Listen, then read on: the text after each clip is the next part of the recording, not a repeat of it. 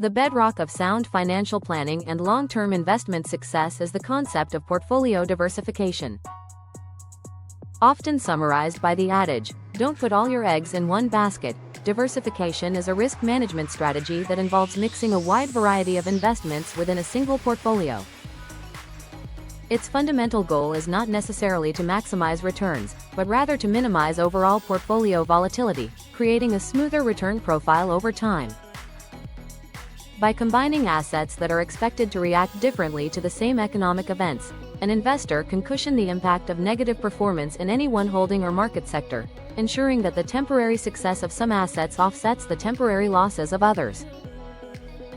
This strategic blending provides a degree of resilience, making a portfolio more robust against the inevitable, unpredictable shocks of the global financial markets. The rationale for diversification rests on the distinction between two primary forms of risk: systematic and unsystematic risk. Systematic risk, or market risk, is the inherent risk affecting the entire market or economy, such as inflation, interest rate changes, or geopolitical crises. Since these risks impact all assets to some degree, they cannot be eliminated through diversification. However, unsystematic risk, or specific risk, is unique to a particular company, sector, or industry. For example, a product recall, a labor strike, or a regulatory change impacting a single region. This specific risk is precisely what diversification is designed to mitigate.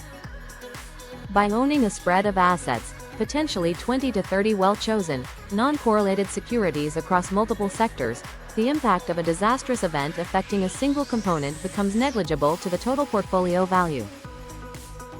In essence, diversification allows the investor to shed unnecessary, uncompensated specific risk, leaving only the systematic risk for which the market provides compensation. True diversification starts with strategic asset allocation across major asset classes. The traditional pillars of investing, stocks, equities, bonds, fixed income, and cash equivalents, form the foundation, but a comprehensive strategy extends far beyond this simple split.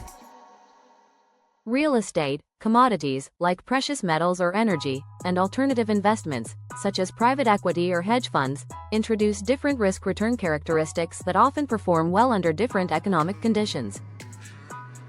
For instance, stocks tend to thrive during periods of strong economic expansion, while bonds often act as a ballast during downturns, and hard assets like gold may hedge against high inflation. By assigning a target weight to each class, such as a moderate 60% in stocks, 30% in bonds, and 10% in alternatives, an investor establishes a desired risk profile that aligns with their time horizon and tolerance for volatility. Furthermore, diversification must be applied within each asset class. An investor holding only U.S. large-cap technology stocks, for example, is highly concentrated, even if they own a dozen different companies.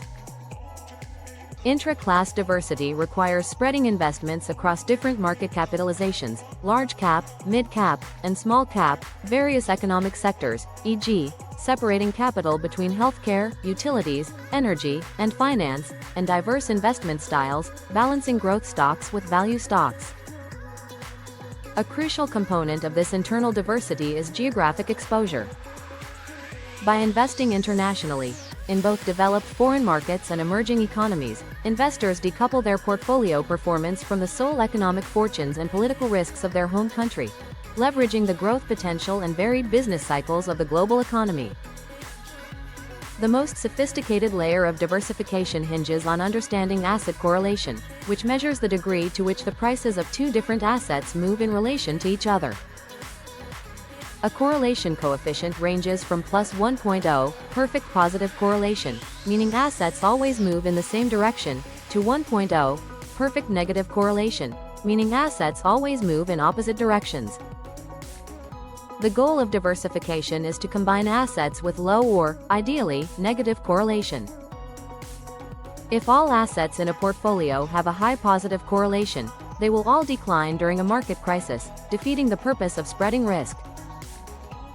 By contrast, combining a highly volatile, high-growth asset, like emerging market equities, with a less volatile, negatively correlated asset, like long-term government bonds, results in a portfolio that is significantly less volatile than its individual components, achieving a superior risk-adjusted return.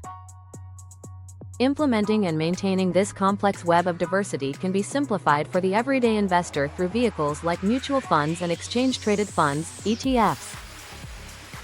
These funds inherently provide immediate diversification by pooling money to purchase hundreds or even thousands of underlying securities. A single purchase of a total stock market ETF, for instance, instantly diversifies across hundreds of companies, sectors, and market caps, offering a highly cost-effective way to manage unsystematic risk. However, investors must still perform due diligence to ensure they are not creating unintended overlap by purchasing multiple funds that hold the same underlying assets, which would inadvertently reintroduce concentration risk. Finally, diversification is not a one-time activity. It requires continuous oversight and, critically, rebalancing.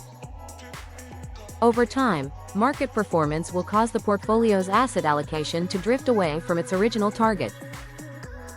If stocks outperform bonds for several years, the equity portion may swell from 60% to 75%, making the portfolio far riskier than the investor originally intended. Rebalancing involves periodically selling the assets that have become overweight, selling high, and using the proceeds to buy the assets that have become underweight, buying low, to return the portfolio to its strategic allocation targets. This disciplined process, whether conducted on a set schedule, time-based, e.g., annually, or when allocation drifts by a set percentage, threshold-based, forces the investor to systematically lock in gains and maintain the intended risk profile, ensuring the portfolio remains a genuine defense against market volatility for the long journey toward financial goals.